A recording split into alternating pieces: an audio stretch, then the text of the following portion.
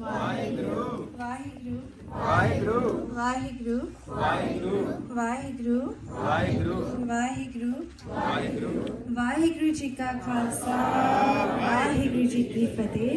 ਪਹਿਲੇ ਅਸੀਂ ਥੋੜਾ ਜਿਹਾ ਰਿਵਾਈਜ਼ ਕਰ ਲਈਏ, ਅਸੀਂ ਲਾਸਟ ਟਾਈਮ ਕੀ ਸਿੱਖਿਆ ਸੀਗਾ। ਅਸੀਂ ਕਿਹੜੇ ਗੁਰੂ ਸਾਹਿਬ ਜੀ ਦੇ ਬਾਰੇ ਗੱਲ ਕੀਤੀ ਸੀਗੀ?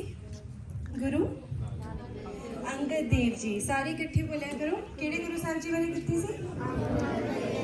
ਗੁਰੂ ਅੰਗਦ ਦੇਵ ਜੀ ਸਾਡੇ ਕਿੰਨੇ ਗੁਰੂ ਹੈਗੇ? ਦੂਸਰੇ ਗੁਰੂ ਹੈਗੇ। ਗੁਰੂ ਅੰਗਦ ਦੇਵ ਜੀ ਦਾ ਪਹਿਲਾ ਨਾਮ ਕੀ ਸੀਗਾ? ਭਾਈ ਲਹਿਣਾ ਜੀ, ਹੈ ਨਾ। ਸੋ ਗੁਰੂ ਅੰਗਦ ਦੇਵ ਜੀ ਕਿਹੜੇ ਗੁਰੂ ਸਾਹਿਬ ਜੀ ਕੋਲ ਗਏ ਸੀ? ਕਿਹਨੂੰ ਮਿਲਣਾ ਚਾਹੁੰਦੇ ਸੀ? ਭਾਈ ਜੋਤ ਸਿੰਘ ਜੀ ਦੀ ਬਾਣੀ ਨੂੰ ਸੁਣ ਕੇ ਉਹਨਾਂ ਦੇ ਮਨ ਦੇ ਵਿੱਚ ਕੀ ਵਿਚਾਰ ਆਇਆ ਸੀ? ਕਿਹਨੂੰ ਮਿਲਣਾ ਚਾਹੁੰਦੇ ਸੀ?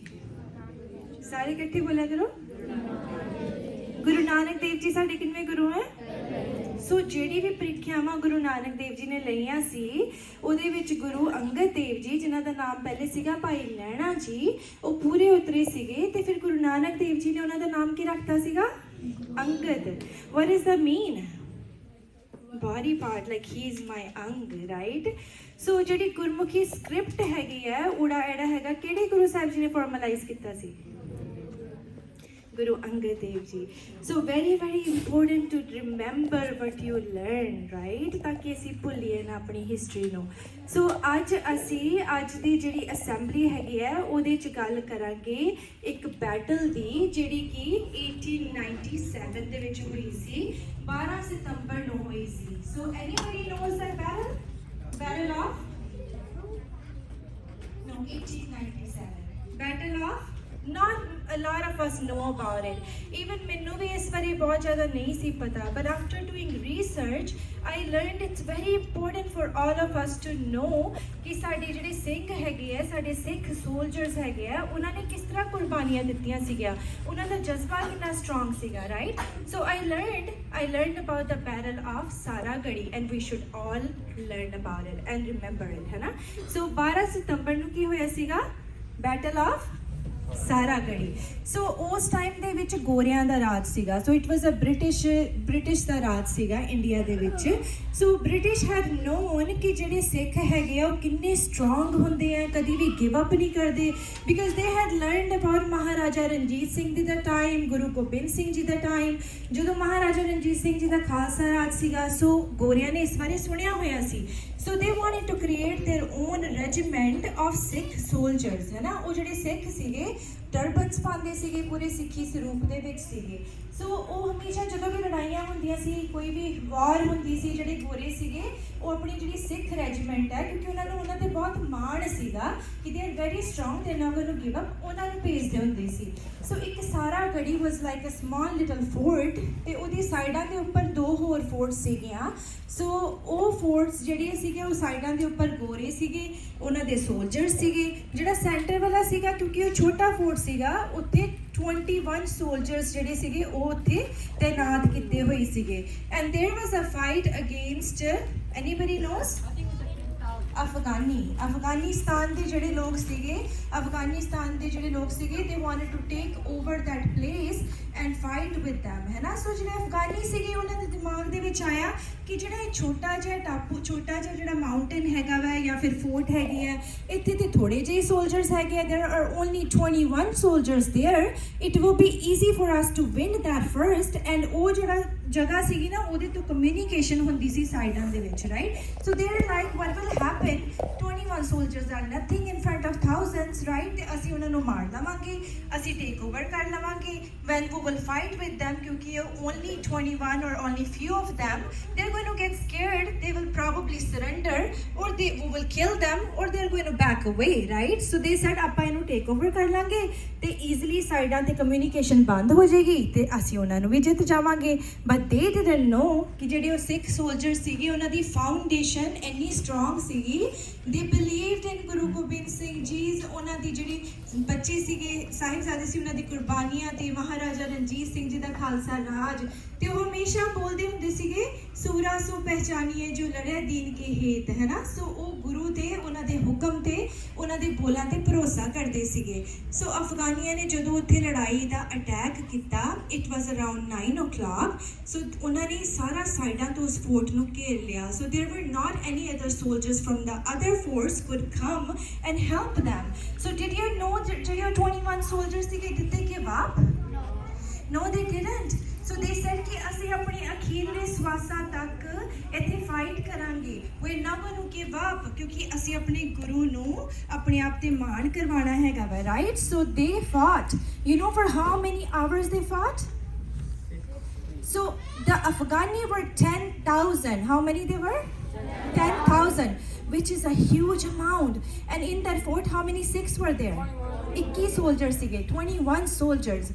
सो कहते हैं गुरु गोबिंद सिंह जी ने क्या सीखा ना, चिड़ियों से मैं बाज लड़ाऊं तब है गोबिंद सिंह नाम कहाऊं। They believed in that, they said कि गुरु साडे नाल हैगा, we are not going to give up. We all get challenges in our life, right? We should face the challenge, because challenge तो बाद की हुंदा, we learn something from it.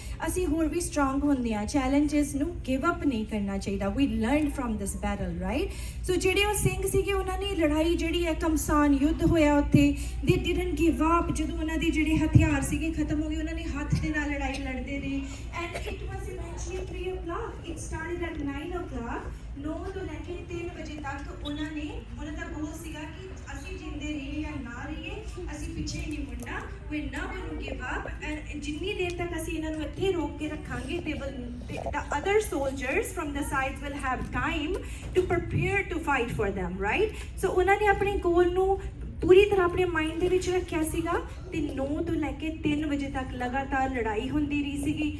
all of those soldiers, the 21 soldiers, ਉਹਨਾਂ ਨੇ ਉੱਥੇ ਸ਼ਹੀਦੀਆਂ ਪਾਈਆਂ ਸੀਗੀਆਂ। ਤੇ ਜਿਹੜੇ ਅਫਗਾਨੀ ਸੀਗੇ, ਬਿਕਾਜ਼ ਸ਼ਾਮ ਹੋਣੀ ਸ਼ੁਰੂ ਹੋ ਗਈ ਸੀ, and they were tired too, ਕਿਉਂਕਿ ਉਹਨਾਂ ਦੇ ਸਾਰੇ ਹਥਿਆਰ ਵੀ ਖਤਮ ਹੋ ਗਏ ਸੀਗੇ। they didn't have any more energy to fight more, so ਉਹਨਾਂ ਦੇ ਵੀ ਕਾਫੀ ਲੋਕ ਮਰ ਗਏ ਸੀਗੇ। so they backed up, ਉਹ ਚਲੇ ਗਏ ਸੀਗੇ। so ਗੋਰਿਆਂ ਨੇ ਜਿਹੜੀਆਂ ਇਹ ਸ਼ਹੀਦੀਆਂ ਸੀਗੀਆਂ, ਉਹਨਾਂ ਨੂੰ ਬਹੁਤ ਜ਼ਿਆਦਾ ਮਾਣ ਨਿਵਾਜਿਆ ਸੀਗਾ। ਐਂਡ ਈਵਨ ਸੋਲਜਰਸ ਨੂੰ ਤੇ ਇੰਡੀਆ ਦੇ ਵਿੱਚ 12 ਸਤੰਬਰ ਨੂੰ ਉਹਨਾਂ ਦੀ ਜਿਹੜੀ ਬੈਟਲ ਸੀਗੀ, ਉਹਨਾਂ ਦੀ ਯਾਦ ਦੇ ਵਿੱਚ ਇਹ ਦਿਨ ਮਨਾਇਆ ਜਾਂਦਾ ਹੈ। ਤੇ ਗੋਰਿਆਂ ਨੇ 2 ਗੁਰੂ ਘਰ ਉਹਨਾਂ ਦੀ ਯਾਦ ਦੇ ਵਿੱਚ ਇੰਡੀਆ ਬਣਾਏ ਸੀਗੇ। ਸੋ one ਗੁਰੂ ਘਰ is in Amritsar near Darbar Sahib, and the second one is in Firozpur. So ਇਹ ਜਿਹੜੀ ਬੈਟਲ ਹੈਗੀ ਆ, ਈਵਨ ਗੋਰੇ ਵੀ ਇਸ ਤੋਂ ਲਰਨ ਕਰਦੇ ਹੈਗੇ ਆ। And what did we learn from it? What did we learn from this battle? we should not give up। ਸਾਨੂੰ ਆਪਣੇ ਗੁਰੂ ਤੇ ਉਹਨਾਂ ਦੀ ਜਿਹੜੀ ਫਾਊਂਡੇਸ਼ਨ, ਉਹਨਾਂ ਦੇ ਜਿਹੜੇ ਬੋਲ ਹੈਗੇ ਆ, ਉਹਨਾਂ ਤੇ ਭਰੋਸਾ ਹੋਣਾ ਚਾਹੀਦਾ ਵਾ, ਹੈ ਨਾ? ਸੋ ਹੁਣ ਆਪਾਂ ਮੈਂ 2 ਪੰਕਤੀਆਂ ਜਿਹੜੀਆਂ ਸ਼ਬਦ ਦੀਆਂ ਬੋਲਾਂਗੀ, ਸਾਰਿਆਂ ਨੇ ਪਿੱਛੇ ਪਿੱਛੇ ਬੋਲਣਾ ਹੈਗਾ। ਜਦੋਂ ਅਸੀਂ ਇਸ ਤਰ੍ਹਾਂ ਦੀ ਬੈਟਲਸ ਬਾਰੇ ਸੁਣਦੇ ਹੈਗੇ ਆ, ਜਦੋਂ ਅਸੀਂ ਗੁਰੂ ਦੀ ਜਿਹੜੀ ਹੁਕਮ ਨੂੰ ਮੰਨਦੇ ਹੈਗੇ ਆ, ਗੁਰੂ ਦੀ ਜਿਹੜੀ ਬਾਣੀ ਹੈ ਉਹਨੂੰ ਬੋਲਦੇ ਹੈਗੇ ਆ, ਸਾਡੇ ਅੰਦਰ ਆਟੋਮੈਟਿਕਲੀ ਇੰਨਾ ਜ਼ਿਆਦਾ ਜਜ਼ਬਾ ਜਾਗਦਾ ਹੈਗਾ। It gives us that power from inside, ਹੈ ਨਾ? ਸੋ ਸਾਰਿਆਂ ਨੇ ਗੁਰੂ ਸਾਹਿਬ ਜੀ ਤੇ ਭਰੋਸਾ ਰੱਖਣਾ ਹੈ, ਉਹਨਾਂ ਦੀ ਫਾਊਂਡੇਸ਼ਨ ਤੇ ਮਾਣ ਕਰਨਾ ਹੈਗਾ ਵਾ। And never give up in your life. Life ਦੇ ਵਿੱਚ ਚੈਲੰਜਸ ਆਉਣਗੇ, life is never too smooth, right? ਕਿਸੇ ਦੀ ਵੀ ਲਾਈਫ ਪਰਫੈਕਟ ਨਹੀਂ ਹੈਗੀ। ਅਸੀਂ ਕਿਸੇ ਵੱਲ ਦੇਖਦੇ ਹਾਂ, ਅਸੀਂ ਸੋਚਦੇ ਹਾਂ ਲੈ ਇਹਦੇ ਕੋਲ ਸਾਰਾ ਕੁਝ ਹੈਗਾ ਵਾ, they should be happiest from the world. No, they may have other challenges, right? Maybe ਉਹਨਾਂ ਕੋਲ ਪੈਸਾ ਹੈਗਾ, but they have other issues going on. And try to be nice to each other, ਹੈ ਨਾ? ਕਿਉਂਕਿ ਕਈ ਵਾਰੀ ਅਸੀਂ ਹੋ ਸਕਦਾ ਸਾਡੀ ਛੋਟੀ ਜਿਹੀ ਗੱਲ ਜਿਹੜੀ ਆ ਦੂਸਰੇ ਬੰਦੇ ਨੂੰ ਹਰਟ ਕਰੇ, ਹੈ ਨਾ? ਸੋ ਟਰਾਈ, ਅਗਰ ਅਸੀਂ ਕਿਸੇ ਨੂੰ ਖੁਸ਼ੀ ਨਹੀਂ ਦੇ ਸਕਦੇ, ਹੋ ਸਕਦਾ ਕਿ ਸਾਡੀ ਛੋਟੀ ਜਿਹੀ ਗੱਲ ਕਿਸੇ ਨੂੰ ਦੁੱਖ ਦੇ ਜਾਵੇ। So try not to say anything if you can't say anything nice, right?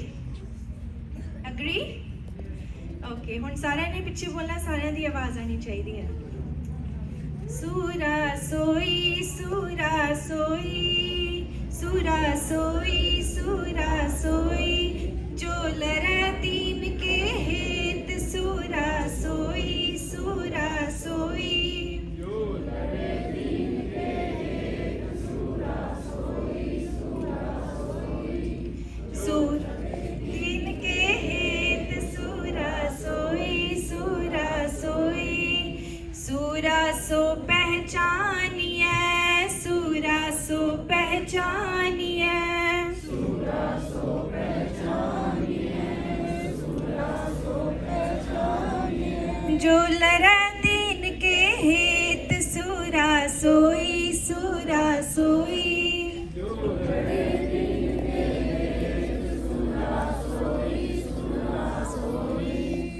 ਪੁਰਜਾ ਕੱਟ ਮਰੈ ਪੁਰਜਾ ਕੱਟ ਮਰੈ ਪੁਰਜਾ ਘਟ ਮਰੈ ਪੁਰਜਾ ਘਟ ਮਰੈ ਕਬਹੂ ਨ ਛਾਟੈ ਖੇਤ ਸੂਰਾ ਸੋਈ